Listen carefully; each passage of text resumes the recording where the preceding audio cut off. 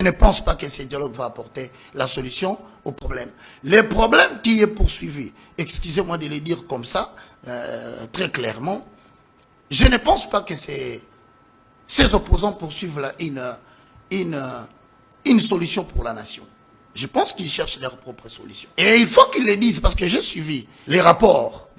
Mais quand vous parlez d'opposants, vous faites allusion à qui? Parce que il y a... Je fais allusion, excusez-moi, à la Cinco. La Cinco, c'est aussi de l'opposition? Je vais te dire à la fin, tu vas comprendre. Je fais allusion aux amis, Martin Fayulu. Je fais allusion à Marc Kabound. Je fais allusion... C64. C64 entier. Et puis, souvent la RDC de Joseph Kabila, aussi vous faites allusion à lui. Mais bien sûr. Et oui, mais dites-moi maintenant, sur chaque point, je vais te dire pourquoi. Revenant de Bujumbura, mesdames et messieurs, ça peut vous énerver. Ça peut vous fâcher. Vous pouvez risquer de commenter tout sur moi. Mais rassurez-vous, il y a des gens qui sont en possession des informations que vous, la population, vous n'avez pas. C'est pourquoi vous ne me verrez jamais dans la marche. C'est pourquoi vous ne me verrez jamais dans les sittings. J'ai à gagner ma vie à la sueur de mon front, pas à la manipulation de la population. J'ai appris à travailler de mes propres mains pour nourrir mes enfants.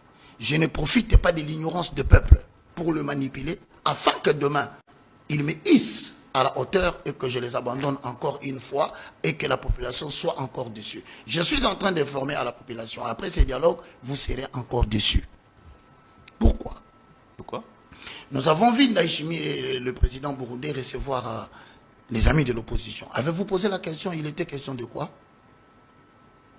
S'il vous plaît, chère population, à l'étranger comme à Kinshasa, mettez de côté votre aversion, votre haine. Écoutez-moi attentivement. Le chef de l'État a accepté. Mais il semblerait que, pour l'amour du Congo, les amis qui sont allés, je dis bien, au conditionnel, à vous de vérifier.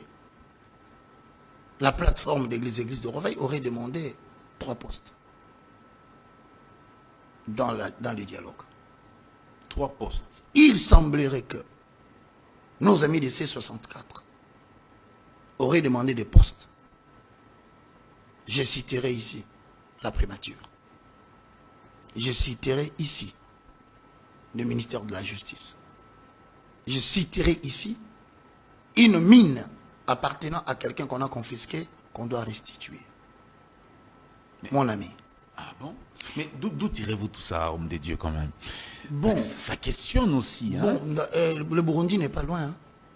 Si on peut avoir des informations d'Israël, alors le Burundi qui n'est pas ici. C'est pourquoi certaines personnes me disent souvent, frère Roger, toi, tu as eu l'argent du pouvoir. Mon frère, va aller dans tous les sillages du pouvoir.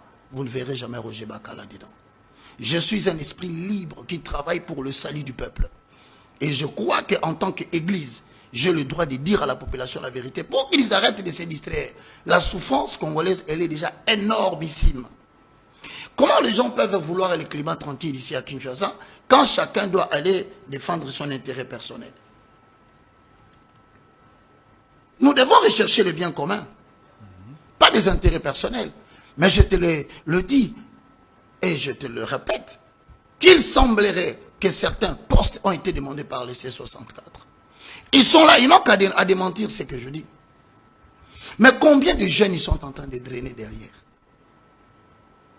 Combien de jeunes gens sortent de Tchango pour faire la marche, ne connaissant pas que ces gens cherchent leur propre poste? Ils ne sont pas sérieux alors? Bah, si, tu le dis déjà parce que toi tu es quand même sidéré d'apprendre des choses pareilles. Ça n'a pas été dit dans les rapports. Ils nous ont restitué un semblant d'information. Combien de jeunes gens sont morts, ils sont blessés à cause de marche? En fait, c'est de la manipulation. Il faut que ça s'arrête. Vous avez besoin de fonctions politiques. Rapprochez-vous de l'union sacrée. Fréquentez les chefs de l'État. Présentez votre projet.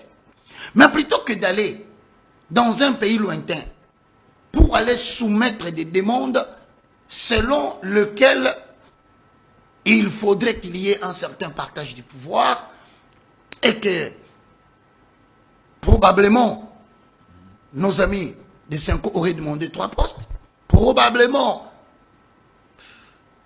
ces 4 auraient demandé 7 postes, et parmi lesquels 3 ont imposé directement et un ami condamné à la République ici pour Boukangalonzo aurait demandé lui aussi qu'on puisse lever toutes les mesures prises sur lui, mais finalement, on va où?